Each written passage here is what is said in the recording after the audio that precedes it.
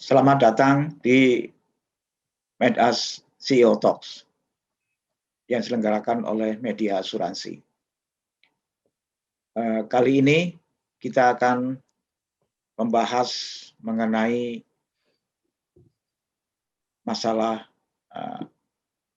marine cargo ya.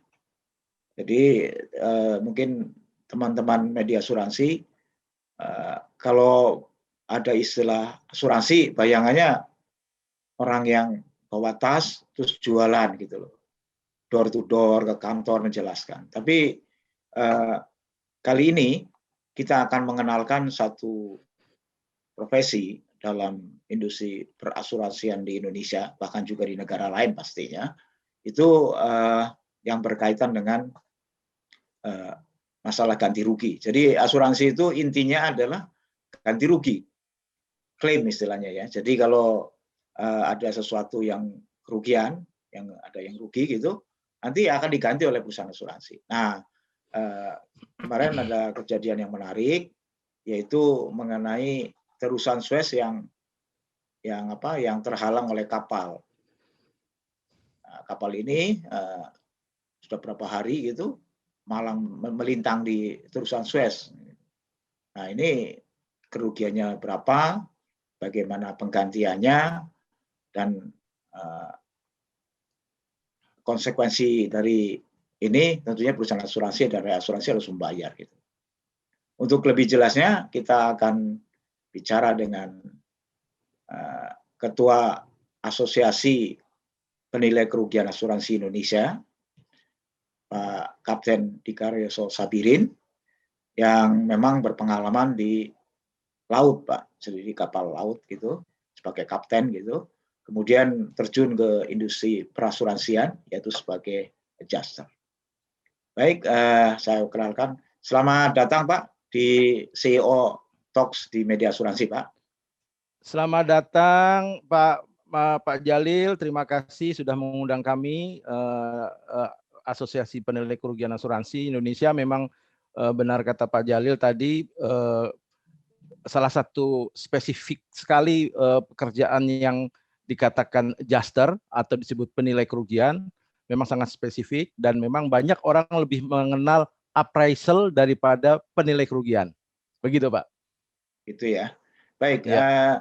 Mungkin sedikit sebelum kita mulai dari inti dari tadi ya, marine cargo yang kandasnya kapal Ever Given yang di terusan Suez. Sedikit mengenai pekerjaan ini, Pak. Profesi ini sebenarnya bagaimana, Pak? Pendidikannya apa? Persyaratannya apa? Terus ada pendidikan khusus apa enggak, Pak? Silahkan, Pak Dikaryoso. Ya, ya, memang terima kasih Pak Jalil dalam kaitan ini memang karena di industri yang disebut penilai kerugian asuransi itu hanya ada 26 perusahaan saat ini di seluruh Indonesia dan kebanyakan dan memang banyak adalah berlokasi di Jakarta dengan beberapa kantor Jepang di luar Jakarta.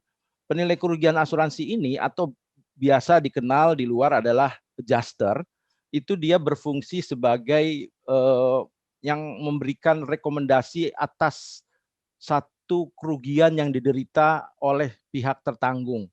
Dan kita adalah posisi kita bekerja berdasarkan polis yang diterbitkan oleh pihak asuransi penanggung dalam hal ini, di mana penanggung dan tertanggung itu sudah bersepakat untuk bisa dalam hal ini asuransi penanggung bersedia untuk mengganti satu kerugian apabila sesuai dengan cakupan covernya si polis. Jadi posisi kita adalah sebagai pihak yang di tengah.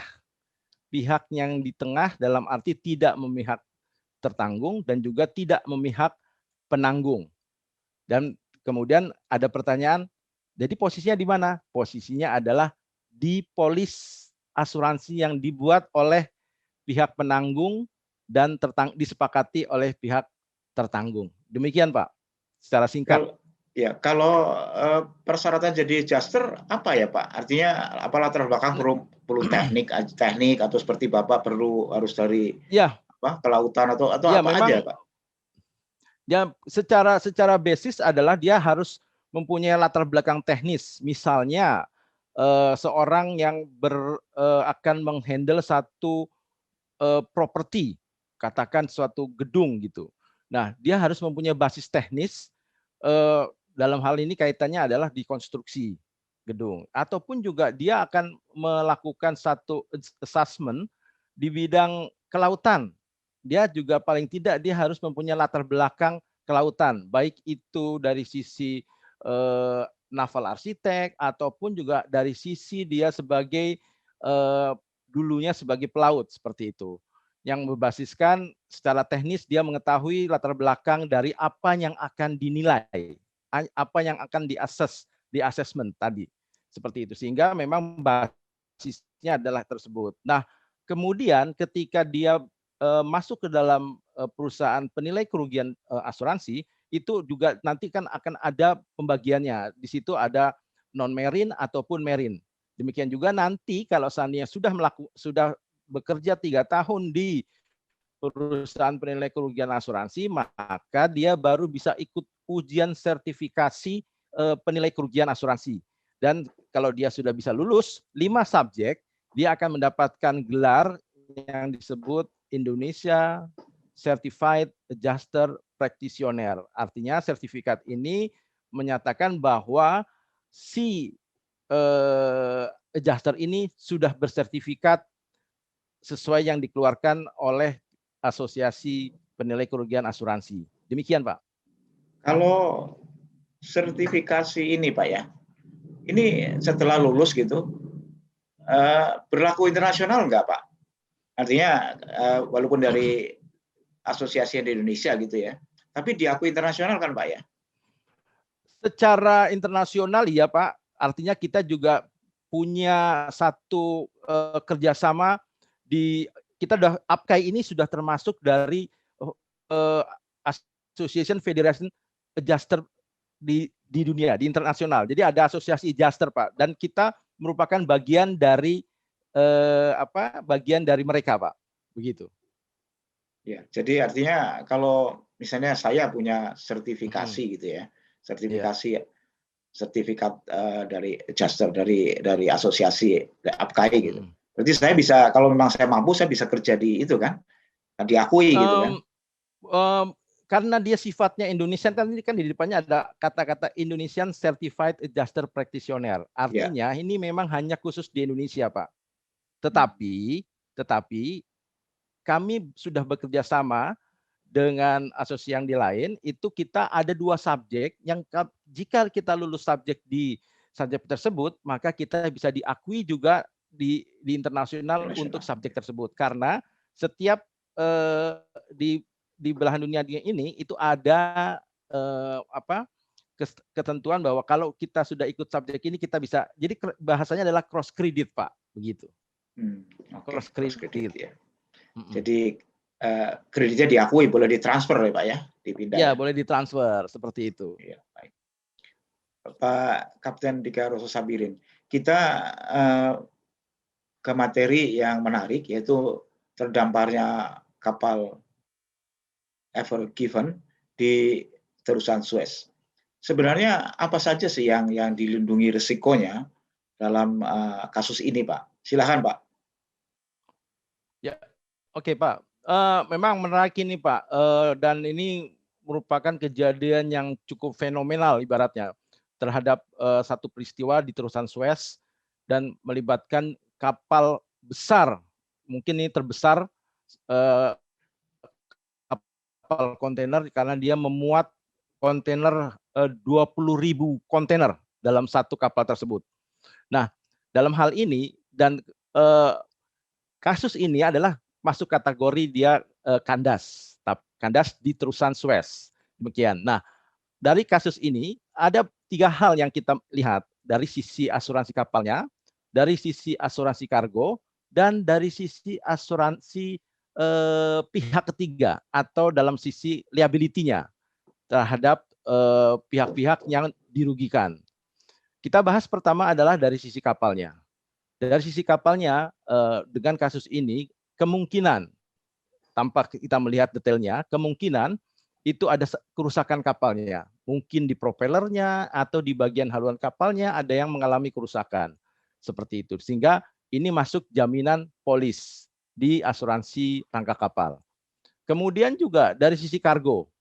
Nah, kalau dari sisi kargo ini kemungkinan kecil ada kerusakan. Karena kalau saya perhatikan kapal tersebut tetap secara power, electric power, tetap dia bisa berjalan karena dia tetap ada masih ada sedikit mengapung di terusan tersebut, sehingga dari sistem generator listriknya dia masih berjalan. Dan ini dalam kaitannya apabila kapal tersebut ada refrigerating container, artinya dia perlu source elektrik, dia tidak mati. Dan inilah dalam sisi kargo kemungkinan ada tidak ada kerusakan, ataupun ada kerusakan dia kecil. Tetapi yang paling besar kalau saya lihat dalam hal ini adalah kerugian atau asuransi liability-nya, atau bahasa Indonesianya adalah asuransi tangguh gugatnya. Dan dalam hal ini untuk kapal itu ada yang disebut Protect and Indemnity Club, yaitu P&I Club dari kapal tersebut yang akan menanggung liability dari kapal tersebut. Kita contohkan misalnya terusan Suez ini akan mengalami kehilangan income gitu dari otoriti terusan Sueznya, akan kehilangan income berapa triliun. Dan saya lihat juga terakhir saya mendapatkan informasi itu hampir 1 miliar dolar atau sekitar kalau dikurskan itu 14,5 triliun dia akan klaim kepada pihak kapal atas kerugian terusan Suez itu sendiri, yang mungkin perlu ada perbaikan sedikit di terusan tersebut, ataupun juga dengan income yang harus dia terima. Dan ini masuk dari sisi P&I Club yang akan menjamin segala tuntutan dari pihak ketiga. Demikian pun juga dengan kapal-kapal yang mengalami blokade tadi yang tidak bisa masuk. Kemungkinan besar ini bisa akan mengajukan klaim juga kepada pihak kapal. Seperti itu. Jadi memang dalam kasus ini yang kalau saya lihat adalah yang terbesar adalah dari sisi liability-nya. Dan syukur alhamdulillah kapal ini kelihatannya tidak ada terjadi polusi, tidak ada kebocoran dari mungkin dari bunker kapal tersebut, tidak ada. Sehingga untuk polusi dia aman. Tetapi yang saya lihat adalah dari sisi loss of revenue dari pihak otoritas terusan Suez. Demikian Pak. Jadi kalau P&I Club Pak ya, P&I Club itu kan kalau nggak salah kapal harus mengiur ya, ada iurannya ya Pak sebagai anggota ya Pak. Ya benar, itu istilahnya kalau di P&I Club namanya call Pak. Tapi kalau di asuransi premium gitu. Tapi dia ini call. Nah inilah dia. Memang di dunia ini mungkin sekarang, kalau dulu waktu saya belayar ada sekitar 9 blue chip dari P&I Club, tapi sekarang sudah ada 13, dan itu yang ibaratnya ini yang akan mengalami dampak cukup signifikan ini Pak, karena nanti tentunya tuntutan dari pihak ketiga ini yang lebih banyak yang terjadi Pak terhadap kasus Ever Given ini. Ya contohnya tadi Pak, yang saya baca dari salah satu berita itu pihak otoritas terusan Suez, dalam hal ini Mesir, itu sudah mengajukan tuntutan sebesar 1 miliar dolar, artinya 14,5 triliun kalau dirupiahkan. Itu Pak, demikian. Terus berarti kapal-kapal yang seharusnya lewat terusan Suez kemudian harus memutar gitu ya, itu juga bisa menuntut ya Pak ya? Ya, terutama begini Pak, kalau mungkin yang memutar itu merupakan diskresi dari pihak kapal tersebut ya, tapi kan ini lagi-lagi penyelamatannya cukup bagus, artinya cepat dia lakukan penyelamatan sehingga terusan Suez itu sudah bisa dilalui kembali. Kalau nggak salah dia hari Senin sudah bisa dilalui kembali, sehingga tidak lama dia, mungkin hanya seminggu kejadiannya. Tapi akibat kejadian itu banyak kapal-kapal yang tertunda baik yang dari utara maupun yang dari selatan.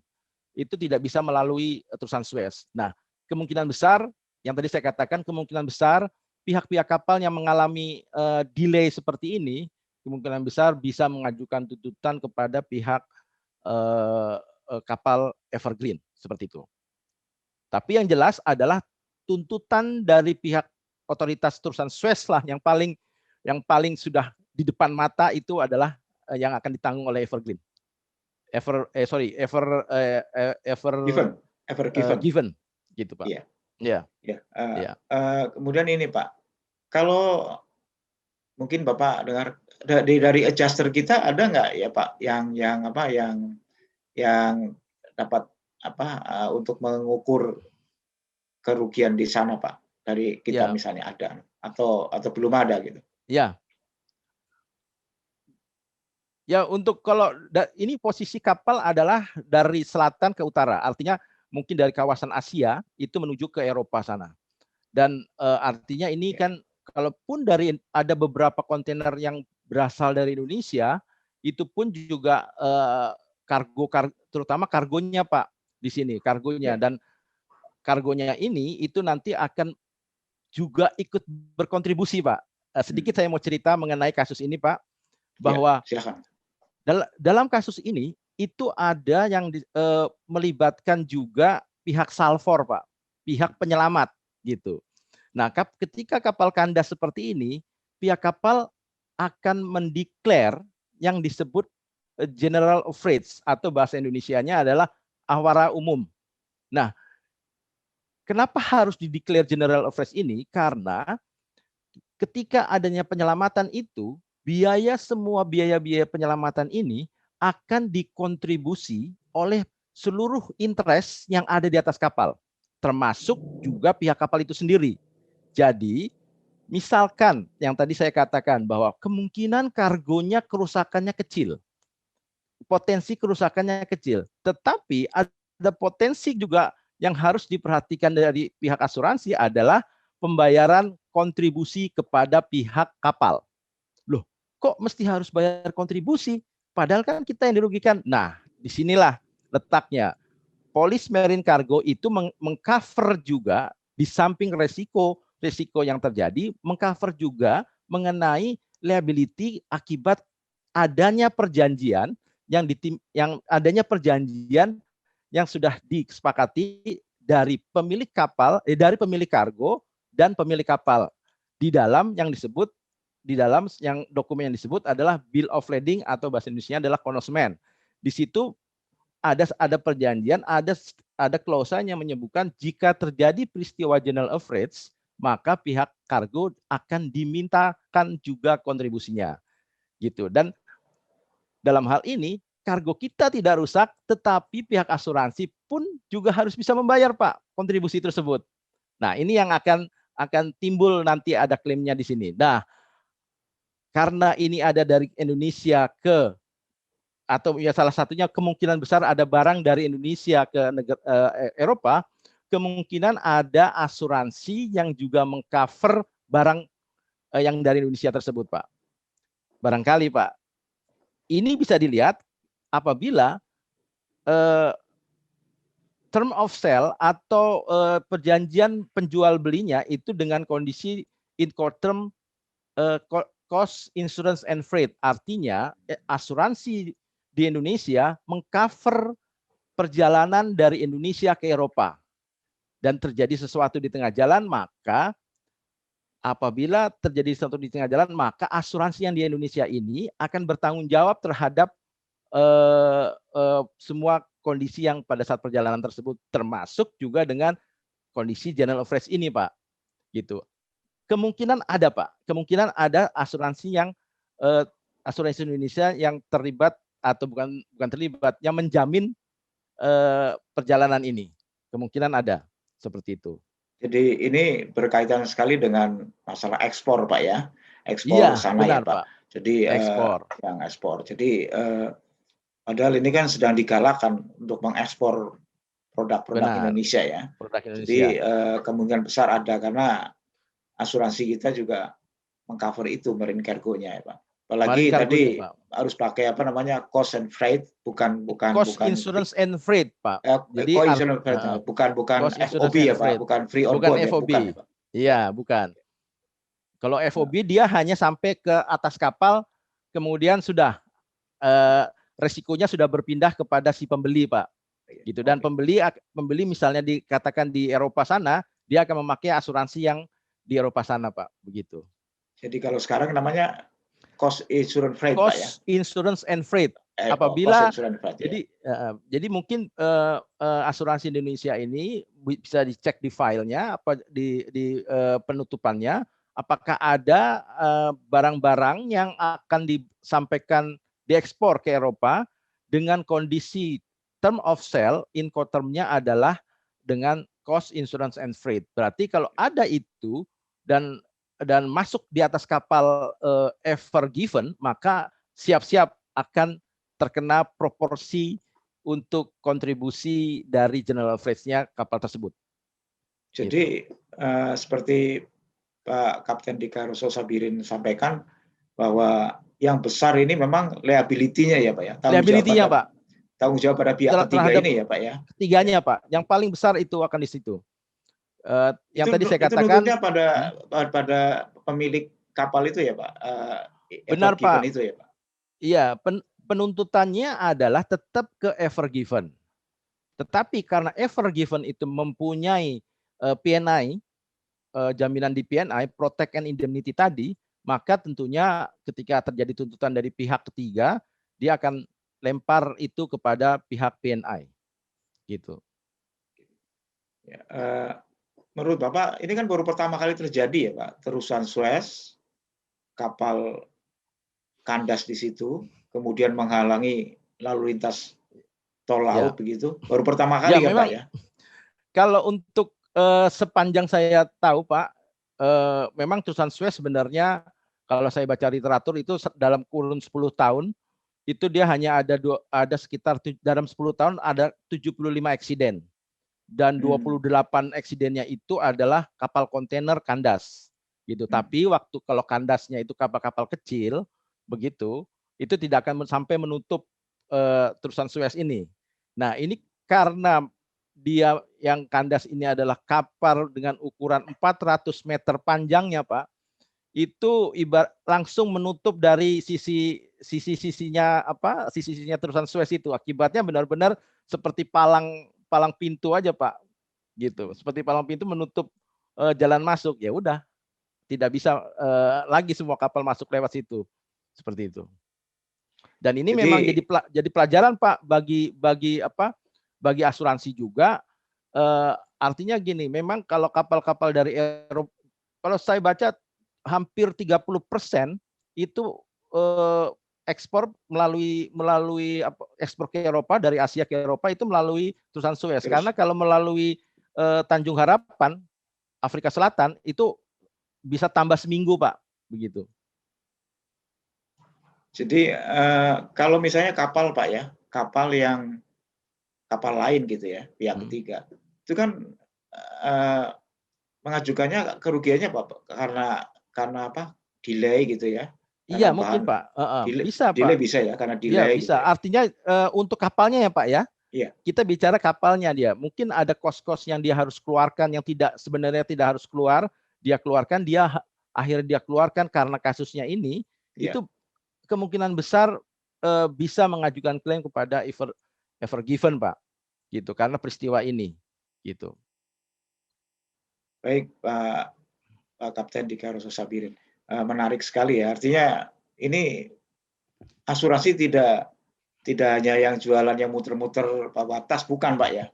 Tapi ini kasus-kasus yang memang butuh kecermatan, butuh pendalaman kasusnya. Apalagi ini masalah internasional gitu, global gitu kan, jaringan internasional. Artinya nggak main-main gitu loh. Dan mereka tentu punya ahli-ahli asuransi, punya ahli penilai kerugian yang asuransi yang luar biasa. Apa yang bisa dipelajari dari sini Pak? Ya Pak, artinya begini, yang kita mau ambil garis besarnya adalah bahwa Terutama dalam kasus kargonya, Pak, di sini asuransi itu tidak hanya menjamin kerusakan dari barang tersebut, Pak. Tidak hanya saja menjamin kerusakan terhadap barang tersebut, tetapi juga menjamin atas liability si pemilik barang.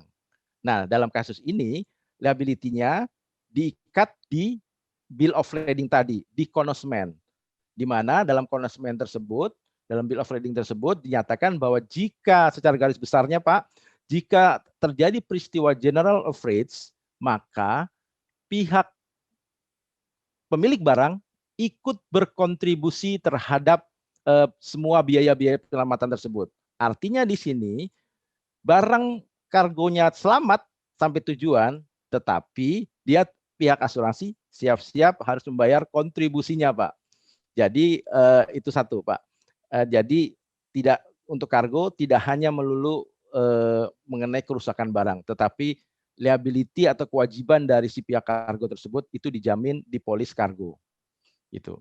Nah, untuk kasus ini juga dari sisi rangka kapalnya, ini pihak kapal itu akan menunjuk yang namanya adalah a freight adjuster. Tugas freight adjuster adalah yang akan menghitung kontribusi masing-masing interest yang ada di atas kapal tersebut. Berapa pihak kargo harus kontribusi sekian persen, pihak kapal akan kontribusi sekian persen, itu yang disebut a freight adjuster. Dan tugas freight adjuster ini menghitung biaya-biaya yang keluar dari penyelamatan tersebut. Dan karena peristiwa ini adalah peristiwa general outrage, maka tidak akan dalam waktu singkat diselesaikan klaimnya, Pak. Saya pernah ada satu case itu 6 tahun baru terselesaikan klaimnya untuk GA-nya tadi, GA klaimnya 6 tahun. Karena apa 6 tahun? Ini kontainer katakan 20.000 kontainer. Si pihak freight adjuster ini harus menghitung satu persatu nilai barang yang ada di atas kapal tersebut. Harus menghitung juga nilai kapalnya, harus menghitung juga kemungkinan ada bunkernya. Bunker itu bahan bakarnya kapal. Gitu. Nah, saking banyaknya ini itu tidak bisa diselesaikan dalam waktu singkat. Artinya saya juga akan menekankan di sini, jika ada klaim general outrage itu dia jangan segera ditutup. Itu menjadi catatan bahwa klaim ini akan berlangsung lama. Seperti itu, Pak. Klaim ini akan berlangsung lama dan korespondennya harus tertata dengan rapi. Seperti itu. Dan satu lagi, Pak, ini yang cukup memberatkan pihak asuransi sini. Ini apabila terjadi general outrage seperti ini, outrage adjuster-nya biasanya dalam hal ini kalau nggak salah ini outrage adjuster-nya akan ditunjuk karena perusahaan-perusahaan Taiwan ini akan ditunjuk oleh freight adjuster-nya adalah dari Taiwan kemungkinan, Pak. Tapi freight adjuster ini biasanya ada di luar dan proses untuk general outrage ini lebih kepada masa dokumentasi, Pak.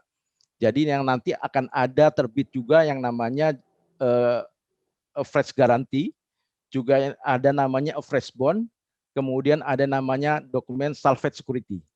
Nah, itulah yang nanti kalau seandainya pihak asuransi kita tidak punya rating yang baik, maka pihak freight adjuster akan tidak menerima hanya tanda tangan dari si pihak asuransi. Karena dia akan meminta cash deposit dari pihak si cargo owner. Seperti itu, Pak. Jadi memang akan sedikit ada rumit, Pak, dalam penyelesaiannya ini. Namun demikian meskipun rumit, ini akan jadi satu pembelajaran dari pihak asuransi juga bahwa untuk satu case general outrage itu tidak akan selesai dalam waktu singkat. Satu, yang kedua adalah untuk general outrage akan melibatkan banyak parti dan juga nanti juga pihak asuransi juga akan ada beberapa hal yang harus dipenuhi. Contohnya yang tadi pihak asuransi menandatangani general outrage itu kadang-kadang tidak diterima oleh pihak outrage adjuster dan harus akhirnya pihak cargo owner harus mengeluarkan cash deposit untuk sebagai jaminan kontribusinya, Pak. Seperti itu. Rumit juga ya Pak ya. Jadi Ya, kompleks itu ya, rumit juga. lebih kompleks Pak. Untuk kasus GA claim, baru bahasa singkatnya adalah GA claim ini cukup kompleks. Walaupun nggak tenggelam ya Pak ya. Ini kan nggak Walaupun tenggelam gitu ya. Kapalnya nggak tenggelam Pak. Kapalnya nggak tenggelam Pak, karena ya alhamdulillah bisa selamat gitu. Tapi tentunya biaya penyelamatannya ini juga cukup besar nantinya. Itu. Yang tadi saya katakan, ya Pak. Yang tadi saya katakan Pak, barang kargonya tidak rusak, tetapi ada klaim Pak. Itu dia. Kargo tidak rusak, tapi ada klaim, gitu. Karena yang punya kargo bertanggung jawab gitu ya. Punya kargo dituntut juga oleh pihak kapal untuk dituntut juga dalam karena terikat perjanjian tadi Pak, yang di bawah konsumen tadi. Itu dituntut apabila terjadi peristiwa GA, itu dituntut kontribusinya terhadap biaya penyelamatan tadi. Besarnya sesuai dengan nilai kargo itu ya Pak? Besarnya proporsinya Pak, proporsinya sesuai dengan nilai kargo yang selamat Pak. Jadi kalau kargonya selamat semua, kontribusinya juga akan menjadi besar juga Pak. Gitu. Dan tentunya gimana? Silakan Pak. Dan tentunya tidak akan sampai sebesar nilai kargonya penuh, tidak Pak, karena yang tadi dia kan proporsional Pak, proporsional. Gitu. Saya kira udah bagus sekali ini. Jadi profesi adjuster ternyata menarik ya Pak ya. Jadi karena ada peluang juga untuk jadi adjuster, boleh kan Pak ya? Jadi menarik gitu ya. Ya, bekerja di bidang silakan yang Pak. Bekerja di bidang yang menantang ini dan perlu pengetahuan tambahan juga Pak dari sisi asuransinya. Jadi kalau jadi bidang adjuster ini, di samping teknisnya ada, secara teknisnya ada, yang tadi saya katakan kalau dia mengakses suatu gedung, dia harus punya basic adalah insinyur, arsitek seperti itu. Tapi kalau dari sisi marine gitu, dia punya basis juga katakan naval arsitek, atau dia punya basis dari sisi background sekolah tinggi pelayaran seperti gitu Pak. Ya, jadi banyak pekerjaan di dunia asuransi ya Pak, perasuransian Pak ya. Tidak hanya tadi banyak, seperti Pak. Contoh cuma jual polis enggak ya Pak ya. Jadi banyak pekerjaan enggak, ya Pak ya. Ya banyak salah satunya penilai kerugian. Iya, penilai kerugian. Ya. Penilai kerugian Pak, atau disebut adjuster biasanya Pak. Ya. Gitu. Baik, terima kasih untuk waktunya Pak Kapten Dito Sabirin. Sama-sama Pak. Ya, Bapak sedang bisnis, kita ganggu gitu ya. Oke. Kita ganggu. Demikian sahabat media asuransi di CEO Talks kali ini mengenai kandasnya kapal Ever Given di Terusan Suez, dan ternyata banyak aspek yang harus dipelajari karena kerugian menimpa 3, yaitu Port Authority atau pengelola Terusan Suez, kemudian kapalnya, kemudian kargonya juga, dan terakhir ya tanggung jawab pada pihak ketiga. Terima kasih, sampai jumpa di lain kesempatan. Terima kasih, sama-sama.